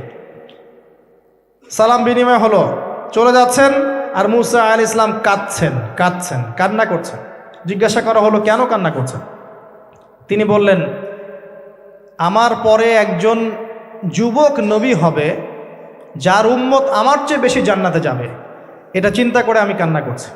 তিনি হচ্ছেন মুহাম্মদুর রাসূলুল্লাহ সাল্লাল্লাহু আলাইহি ওয়াসাল্লাম। তারপরে গিয়ে চললেন সপ্তম আসমান। সেখানে সপ্তম আসমান মানে 7 নম্বর মহাবিশ্ব, সেখানে গিয়ে দেখলেন যে বাইতুল মামুর নামে একটা জায়গা আছে, ঠিক কাবা ঘরের একদম এক্স্যাক্টলি উপরে, একদম সোজা উপরে বাইতুল মামুর নামে একটা জায়গা আছে। এটা হচ্ছে ফেরেশতাদের ইবাদতের জায়গা, তারা সেখানে তাওয়াফ করেন। প্রতিদিন 70,000 ফেরেশতা, প্রতি মুহূর্তে 70,000 ফেরেশতা এখানে তাওয়াফ করে। এবং যার একবার তাওয়াফের সুযোগ হয়েছে সে আর কখনো সুযোগ পাবে না, শেষ। আল্লাহ পাকের ফেরেশতাদের সংখ্যা চিন্তা করেন তাহলে। এবার সেখানকার দেয়ালে হেলান দিয়ে আছেন ইব্রাহিম আলাইহিস সালাম, তার চেহারা একদম মুহাম্মদ সাল্লাল্লাহু আলাইহি ওয়াসাল্লামের মতো, এবং অনেক ছোট ছোট বাচ্চা তার সামনে খেলা করছে। ওই যে বাচ্চা কোরবানির কথা মনে আছে, যেসব মুমিন মুসলিমদের ছোট ছোট বাচ্চা কাচ্চারা নাবালক অবস্থায় মারা যায় না, তাদের আত্মাগুলো সেখানে চলে যায়, তারা সেখানে খেলা করতে থাকে। যারা পিতা পায়নি, যখন পিতার কথা মনে হয় খেলতে খেলতে, তখন তারা ইব্রাহিম আলাইহিস সালামের কাছে দৌড় দেয়। মায়ের কথা মনে হলে তার স্ত্রীর কাছে দৌড় দেয়। আমাদের যাদের সন্তান দুই একজন মারা গেছে, এটা আমাদের পরকালে অ্যাসেট, পরকালের সম্পত্তি। কিয়ামতের মাঠে ওই ছেলে ওই মেয়ে আপনার হাত ধরবে, আঙ্গুল ধরে ফেলবে, ফেলে বলবে, আল্লাহ আমার বাবাকে মাফ করে দাও, না হলে আমি জান্নাতে যাব না। তাই বেশি বেশি বাচ্চা কাচ্চা নিতে হয় সামর্থ্য অনুযায়ী, আর সামর্থ্য আল্লাহ দিবেন। যখন আপনি 4টা 5টা এরকম করে বাচ্চা কাচ্চা নিবেন, 2-1টা বাচ্চা মারা যেতে পারে, এগুলো আপনার পরকালের সম্পত্তি। এখন তো আমাদের জেনারেশনকে রেস্ট্রিক্টেড করার জন্য 2টো সন্তানের বেশি নয়, একটি হলে ভালো হয়। সুবহানাল্লাহ। মুসলিমদেরকে চতুর্দিক থেকে চাপে ফেলা, চতুর্দিক থেকে গলা চিপে ধরা আর কি। জনশক্তিতে রূপান্তরিত হলে কোনো সমস্যা আছে? চাইনিজদের জনসংখ্যা কত? কত? চায়নার জনসংখ্যা কত? ম্যাক্সিমাম জনগণকে তারা জনশক্তিতে রূপান্তরিত করেছে। এই আপনার পশ্চিমারায় ন্যাটো ম্যাটো যত কিছু আছে, চায়নার এগেনস্টে কথা বলুক দেখি, কত বড় সাহস। সারা বিশ্বকে নিয়ন্ত্রণ করে ফেলছে ওরা এখন। কই, তারা তো আর তারা যখন দেখেছে যে আমাদের আর প্রয়োজন নাই, তখন তারা একটা লস দিয়েছে ওদের কান্ট্রিতে। এটা মুসলিমদের জন্য প্রযোজ্য নয়। যাই হোক, সন্তান সন্ততি ওখানে গিয়ে মারা গেলে আপনার অ্যাসেট। এরপরে আসেন, যারা ইচ্ছা করে সন্তান হত্যা করছে, গর্ভের সন্তান যখন জানছে যে এটা মেয়ে, তখন তাকে ফেলে দিচ্ছে। আবার অবৈধ সন্তান যারা অ্যাবর্শন করে নষ্ট করছে, এই যে হত্যাগুলো, এই প্রাণগুলোকে আল্লাহ পাক কিয়ামতের মাঠে জীবন্ত করবেন, এবং তাদেরকে দেখিয়ে ওই ব্যক্তিদেরকে চার্জ করা হবে যে কি অপরাধে তাকে হত্যা করা হয়েছে। সতর্ক হয়ে যান। আল্লাহ পাক এটাও বলেছেন, দারিদ্র্যের ভয়ে সন্তানকে হত্যা করো না, রিজিক আল্লাহ দিবেন ইনশাআল্লাহ। এই সমুদ্রের কোটি কোটি মাছকে আল্লাহ পাক খাওয়াতে পারলে আপনাকে আমাকেও খাওয়াতে পারবে ইনশাআল্লাহ, যদি না আমরা আমাদের রিজিকটা সংকুচিত করে ফেলি। মানুষের রিজিক কেড়ে খাচ্ছে সুদের মধ্য দিয়ে। মানুষের রিজিক কেড়ে খাচ্ছে সুদের মধ্য দিয়ে, অন্য কোনো বিষয় নাই, সুদ, রিবা। আসেন, সপ্তম আসমানে এই অবস্থা। এরপরে নবী সাল্লাল্লাহু আলাইহি সাল্লামকে আরও সামনে নিয়ে যাওয়া হলো। এই জায়গার নাম সিদরাতুল মুনতাহা। কি নাম? সর্বশেষ জায়গা, যেখানে জিবরাইল আলাইহিস সালামও এর উপরে আর যেতে পারেন না। যদিও বা জিবরাইল আলাইহিস সালাম ফেরেশতাদের সর্দার, তিনিও যেতে পারেন না। তারপরে আরেকটা জগৎ আছে, ওই জগৎ থেকে আদেশ এই সিদরাতুল মুনতাহা পর্যন্ত আসে, এখান থেকে কালেক্ট করে নিচে নামানো হয়। আবার এখান থেকে কোনো আদেশ বা কোনো আদেশ না, এখান থেকে কোনো ফলাফল মুনতাহা পর্যন্ত নিয়ে যাওয়া হয়, সেখান থেকে উপরে তুলে নেওয়া হয়। ওটা একটা বর্ডার, কথা বুঝতে পারছেন? এটা একটা বর্ডার, নো ম্যানস ল্যান্ড। এই জায়গায় গিয়ে জিবরাইল আলাইহিস সালাম নিজের আকৃতিতে আসলেন। 600টা পাখা। কতগুলো পাখা? 600 পাখা। নবী সাল্লাল্লাহু আলাইহি সাল্লাম একটু বিব্রত বোধ করছিলেন, তিনি আবার আগের রূপে ফিরে আসলেন। এই জায়গায় বাহন চেঞ্জ করা হলো। এখানে নবী সাল্লাল্লাহু আলাইহি সাল্লাম বলেছেন, আমি সিদরাতুল মুনতাহায় এমন কিছু রং দেখেছি, এত অপরূপ সৌন্দর্য দেখেছি, যেটা কোনো মানুষের পক্ষে ভাষায় প্রকাশ করা সম্ভব না। এটা শেষ সীমানা, এবং এটা একটা বড়াই গাছের মতো দেখতে। বড়ই গাছ, বড়াই গাছ না, আসলে বড়ই গাছের, কুল গাছের মতো দেখতে। এরপর আরেকটা বাহন আনা হলো, এটা বাহন চেঞ্জ করা হলো। এবার তিনি আরও ঊর্ধ্বে উঠে যাচ্ছেন, উঠছেন।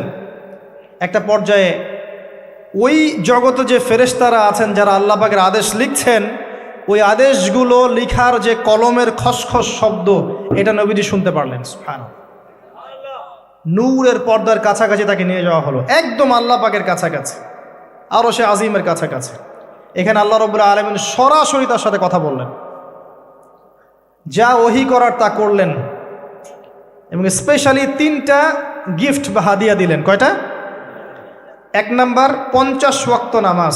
কত ওয়াক্ত? 2 নাম্বার সূরা বাকারার শেষের 3 আয়াত, সূরা বাকারার শেষের 3 আয়াত। আর 3 নাম্বার হচ্ছে একটা ঘোষণা, হে নবী মুহাম্মদ সাল্লাল্লাহু আলাইহি ওয়াসাল্লাম, তোমার উম্মতের কোনো ব্যক্তি যদি আমার সাথে শিরক না করে মারা যায়, আমি তাকে জান্নাতে দিয়ে দিব ইনশাআল্লাহ। আজকে এই মেরাজুন নবী নিয়ে অনেক আলোচনা হবে, কিন্তু আলোচনা হওয়ার পরে আমরা যদি এই নামাজের পাবন্দ না হতে পারি, সূরা বাকারার শিক্ষা নিতে না পারি, বা শেষের আয়াত মুখস্থ করতে না পারি, শিরক ছাড়তে না পারি, আদতে আলোচনার কোনো ফায়দা নেই।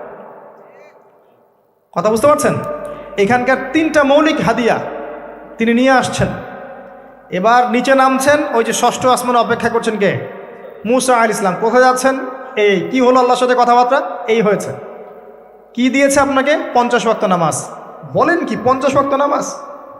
আমার উম্মতে 2 ওয়াক্ত নামাজ ছিল, পড়তে পারে নাই। পারবেন আপনার উম্মত? আপনি ফিরে যান, নামাজ কমিয়ে নিয়ে আসেন। লজ্জাবোধ করলেন নবী সাল্লাল্লাহু আলাইহি ওয়াসাল্লাম, তাও ফিরে গেলেন। 50 থেকে 45, 45 থেকে 40, 40 থেকে 35, করতে করতে করতে করতে 5। এবারও মুসা আলাইহিস সালাম বলছেন ফিরে যান, পারবে না আপনার উম্মত। মুসা আলাইহিস সালাম কত দূরদর্শী ছিলেন দেখেন। পারে উম্মত? ম্যাক্সিমামই তো পারে না। কথা ঠিক আছে না? ম্যাক্সিমাম উম্মতই কিন্তু পারছে না 5 ওয়াক্ত নামাজ পড়তে। তো মুসা আলাইহিস সালামের দূরদর্শিতা ঠিকই ছিল, পারবে না আপনার উম্মত। তিনি লজ্জাবোধ করলেন। আল্লাহ পাক বললেন, তোমার উম্মতের জন্য 5 ওয়াক্তই ফিক্স করলাম, কিন্তু যদি 5 ওয়াক্ত তারা ঠিকঠাক মতো আদায় করে 50-এর নেকি দিয়ে দিব ইনশাআল্লাহ। এবং আরেকটা ঘোষণা দিলেন, সেটা হচ্ছে যে তোমার উম্মতের যে কোনো ভালো কাজকে 10 দিয়ে গুণ করে দেয়া হবে। একটা নেকির কাজ করবেন, 10 গুণ বৃদ্ধি করা হবে, কিন্তু একটা গুনাহ করলে 10 দিয়ে গুণ করা হবে না, একই থেকে যাবে। এবং আপনার উম্মতের কোনো ব্যক্তি যদি কবিরা গুনাহ ছেড়ে দেয়, কবিরা গুনাহ তো বোঝেন, বড় বড় গুনাহ ছেড়ে দেয়, তার সমস্ত সগীরা গুনাহ মাফ করে দেওয়া হবে। আর কি চাই? এবার নবী সাল্লাল্লাহু আলাইহি ওয়াসাল্লাম ফিরে আসছেন। এবার শোনেন আমাদের শিক্ষা। ফিরে আসছেন, আসার আগে তাকে জান্নাত জাহান্নাম দেখানো হয়েছে। নবী সাল্লাল্লাহু আলাইহি ওয়াসাল্লাম যে বিষয়গুলো দেখেছেন, এর মধ্যে যেগুলো হাদিসে এসেছে, আমি খুব সংক্ষিপ্ত আকারে বলছি, এবং এখান থেকে আমরা শিক্ষা নেবেন। মনে রাখবেন, এখন যেগুলো বলছে এগুলো এই উম্মতের জন্য খাস, আমাদের উম্মতে মুহাম্মাদের জন্য খাস। তিনি আসছেন, বারজাখের জগতই হোক আর জাহান্নামের শাস্তি হোক। একজন ফেরেশতাকে দেখলেন, তার মুখে হাসি নাই। কি নাই? জিবরাইল আলাইহিস সালামের সাথে কথোপকথন হচ্ছে, তিনি নবীজিকে সালাম দিলেন, সালামের উত্তর দেওয়া হলো, কিন্তু মুখে হাসি নাই। বাকি সবাই তার সাথে হাসি মুখে সাক্ষাৎ করেছেন, এই ফেরেশতা বাদ দিয়ে। তিনি জিজ্ঞাসা করছেন, জিবরিল আলাইহিস সালাম, তার মুখে হাসি নাই কেন? তাকে বলা হলো, এই ফেরেশতার নাম হচ্ছে মালিক। কি নাম? সূরা যুখরুফের মধ্যে আছে, তার নাম হচ্ছে মালিক। আল্লাহ পাক তাকে জাহান্নামের প্রহরী বানিয়েছেন, জাহান্নামের চিফ অফ কমান্ড মালিক। যখন থেকে আল্লাহ পাক তাকে এই দায়িত্ব দিয়েছেন, তার মুখের হাসি উঠে গেছে। আল্লাহর কাছে পারমিশন চাওয়া হচ্ছে, জাহান্নাম দেখতে চাই। আল্লাহ পাক দেখার পারমিশন দিলেন। নবী সাল্লাল্লাহু আলাইহি ওয়াসাল্লাম দেখে বললেন, সেখানকার বেশিরভাগ অধিবাসী হচ্ছে নারী জাতি, এবং তিনি বললেন জাহান্নামে যাবে উদ্ধত এবং অহংকারীরা। জান্নাত দেখতে চাই, দেখানো হলো। জান্নাতের ডিটেলস বর্ণনা নবীজি দিলেন ফিরে এসে। এমনকি উমর রাদিয়াল্লাহু আনহুর একটা রুম, একটা কক্ষ, একটা গোরফাও দেখে এসেছেন। ঢুকতে চেয়েছেন, ঢোকেন নাই। পরে বলেছেন, ওমর, আমি তোমার ব্যক্তিত্বের কথা চিন্তা করে সেখানে ঢুকিনি, দেখেছি জান্নাতে তোমার ঘর আছে। একটা আওয়াজ শুনেছেন, মিষ্টি কণ্ঠস্বর। কিসের কণ্ঠস্বর? মিষ্টি কণ্ঠস্বর। তাকে বলা হচ্ছে, এই কণ্ঠস্বর হচ্ছে বেলাল রাদিয়াল্লাহু আনহুর আজানের কণ্ঠস্বর। খরম খরম জুতা আছে না, খরম, এর খটখট আওয়াজ শুনেছেন। নবীজি জিজ্ঞাসা করছেন কার? বলা হচ্ছে এটা বেলাল রাদিয়াল্লাহু আনহুর। বেলাল রাদিয়াল্লাহু আনহুকে বলা হলো, আপনি কি এমন আমল করেন, হে বেলাল তুমি কি এমন আমল করো যার কারণে এই মর্তবা হচ্ছে? যখনই জান্নাতে যাই আমাকে দেখানো হয়, দেখি তুমি তোমার পায়ের পদধ্বনি সামনে সামনে আছে। তখন বললেন, ইয়া রাসূলুল্লাহ, আমি তো আসলে এক্সট্রাঅর্ডিনারি কোনো আমল করি না, কিন্তু আপনারা যা করেন তাই করি। কিন্তু যখনই আমি অজু করি, আমার অজু ছুটে গেলে আমি অজু করি, আর অজু করেই আমি 2 রাকাত নফল সালাত পড়ি, তাহিয়াতুল ওযু, এতটুকু কাজ করি। নবীজি বলেন, এটাই সেই কাজ যার কারণে তোমাকে জান্নাতের এই মর্তবা দেওয়া হয়েছে। নবীজি আসছেন, দেখানো হচ্ছে, এবার শোনেন, দেখানো হচ্ছে একদল মানুষ যাদের আঙ্গুলগুলো লম্বা লম্বা, তামার লম্বা নখর, নখর বোঝেন, নখর, গাল এভাবে হ্যাঁচড়াচ্ছে, নিজের গাল নিজে হাসড়াচ্ছে এবং নিজের দেহ থেকে গোশত তুলে ফেলছে, ভক্ষণ করছে। নবীজি জিজ্ঞাসা করলেন সাল্লাল্লাহু আলাইহি ওয়াসাল্লাম, এরা কারা? কি কারণে এদের শাস্তি হচ্ছে? তাকে বলা হলো, এরা আপনার উম্মতের সেই সব ব্যক্তি যারা সবসময় গীবত আর সমালোচনায় ব্যস্ত থাকে। শিক্ষা নিয়ে নেন, আমার মনে হয় না আমার কিছু বলার প্রয়োজন আছে। এরা আপনার উম্মতের সেই সব ব্যক্তি যারা আপোষে গীবত, অপবাদ এবং সমালোচনায় ব্যস্ত থাকতো। তার মানে এই উম্মতের একটা বড় সমস্যা হবে গীবত। এটা কিন্তু দেখে এসেছেন নবীজি, ফিউচার, তাই না? এটা বারজাখের শাস্তি চলছে, এটা অন্য একটা জগৎ যেটাকে আপনি এখানকার সময় স্থানকাল দিয়ে ব্যাখ্যা করতে পারবেন না। এটা টাইম ট্রাভেলিংয়ের মতো। নবীজি আসছেন সাল্লাল্লাহু আলাইহি ওয়াসাল্লাম, দেখছেন, listen to me very carefully. এবার নবীজি দেখছেন এক শ্রেণীর মানুষ, পেট এইরকম ফোলা, অট্টালিকার মতো পেট ফোলা, আর ভিতরে সাপ কিলবিল করছে, এবং এদেরকে রক্তের নদীতে ফেলে মাথাটা ফাটিয়ে দেওয়া হচ্ছে। নবী জিজ্ঞাসা করলেন সাল্লাল্লাহু আলাইহি ওয়াসাল্লাম, এরা কারা? মর্মান্তিক শাস্তি দেওয়া হচ্ছে, এরা কারা? এরকম শাস্তি দেয়া হচ্ছে, আপনি দেখলে আপনার কেমন লাগবে? নবীজিকে বলা হচ্ছে সাল্লাল্লাহু আলাইহি ওয়াসাল্লাম, এরা আপনার উম্মতের এই সব ব্যক্তি যারা ছিল সুদখোর, রিবাখোর। মানে এই উম্মতের অন্যতম বড় সমস্যা হবে রিবা, যেটা আমি বলেছি, প্রতিটা সেক্টরে রিবা। সবচেয়ে নিম্ন পাপ নিজের মায়ের সাথে জেনা করা, সবচেয়ে উচ্চ পাপ আল্লাহ এবং তার রাসূলের সাথে যুদ্ধ করা, এটা হলো সুদ। এবং এর বাস্তবতা হচ্ছে এই, ধনী দিন দিন ধনী হবে, গরিব দিন দিন গরিব হবে, এটা বাস্তবতা। রক্ত চুষে খাওয়া হয়, এই কারণে রক্তের নদীতে ফেলা হয়েছে। এবং সাপ খেয়েছে তারা, সাপ খেয়ে পেট ফুলিয়ে ফেলেছে। আমার মনে হয় না ব্যাখ্যা করার প্রয়োজন আছে। আর একটা হাদিস আগেই বলেছি, যে দেয়, যে নেয়, যে সাক্ষী থাকে, যে লিখে রাখে, সবাইকে সমানভাবে লানত করেছেন নবী সাল্লাল্লাহু আলাইহি ওয়াসাল্লাম। নবীর লানত নিয়ে হাউজে কাউসারের পানি কোশ্চিন কালো পাবেন না, কবরের উত্তর দিতে পারবেন না। এমনকি এই নবী সাল্লাল্লাহু আলাইহি ওয়াসাল্লামের সুপারিশ আপনার কপালে নাও জুটতে পারে, সতর্ক হয়ে যান। না খেয়ে থাকেন, সুদ খায়েন না। না খেতে খেতে না খেয়ে মারা যান, তাও সুদ খায়েন না। আর যদি আপনি আল্লাহর জন্য ছাড়তে পারেন, আল্লাহর জন্য ছেড়ে দেন, আল্লাহ পাক আপনাকে বেহিসাব রিজিক দেবে ইনশাআল্লাহ। যাররা পরিমাণ সন্দেহ করবেন না যে আল্লাহ কি দিবেন না দিবেন না, আল্লাহ পাক অবশ্যই দিবেন ইনশাআল্লাহ। ওয়া মান ইয়াতাওয়াক্কাল আলাল্লাহ ফাহুয়া হাসবুহ, যে আল্লাহর উপর তাওয়াক্কুল করে আল্লাহ পাক একাই তার জন্য যথেষ্ট, আল্লাহ পাক যথেষ্ট। ওয়া ইয়ারযুকু মান ইয়াশা বিগাইরি হিসাব, আল্লাহ পাক বেহিসাব রিজিক দেন যাকে চান। মিন হাইসু লা ইয়াহতাসিব, এমন উৎস থেকে রিজিক দিবেন যে সে কল্পনা করে নাই। ছেড়ে দেন।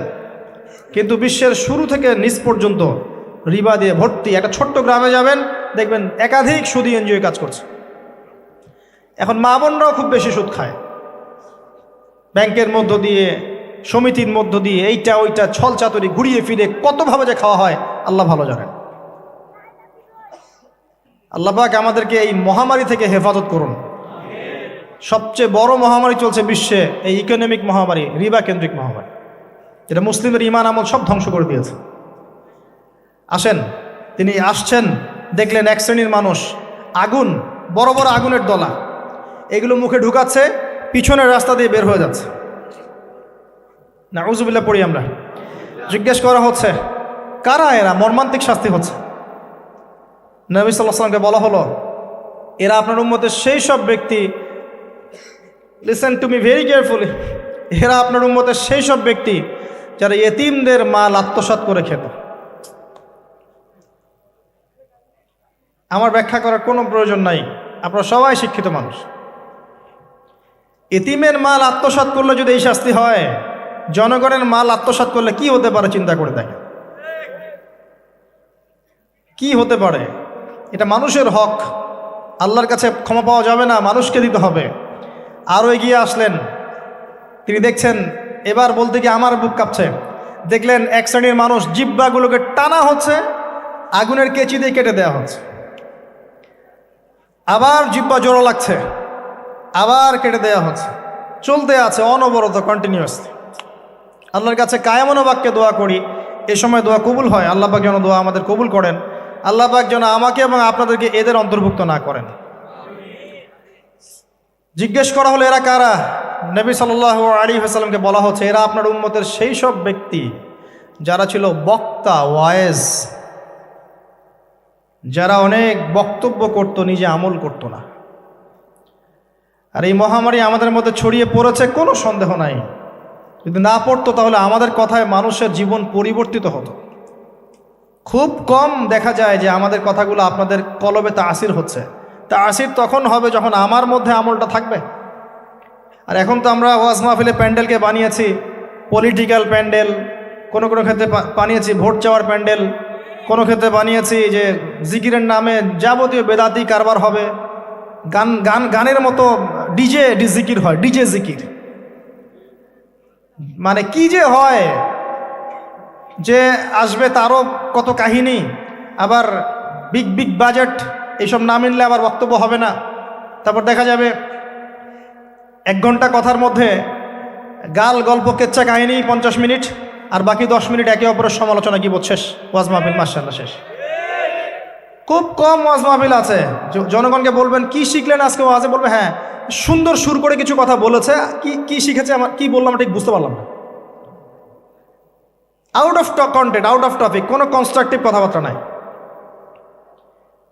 তো এছাড়াও জানা অনুযায়ী আমল না থাকলে এই অবস্থা হবে। আল্লাহ পাক আমাদেরকে হেফাজত করুন, আল্লাহ পাক আমাকে এবং আপনাদের সবাইকে হেফাজত করুন, আমিন।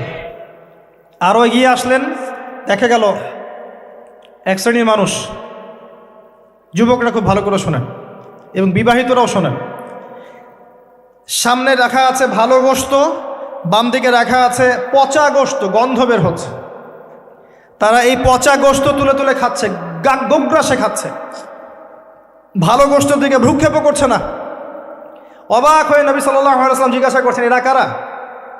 তাকে বলা হচ্ছে এরা আপনার উম্মতের সেই সব ব্যক্তি যাদের ঘরে পবিত্র স্বামী ছিল, বাইরে অন্য পরপুরুষের সাথে প্রেম করেছে, যাদের ঘরে পবিত্র স্ত্রী ছিল, বাইরে পরকিয়া করেছে। আর এখন যত মিডিয়া আছে দেখবেন, সিরিয়াল, মুভি, জাবি জাবি, এরা পরকিয়া শিখায়,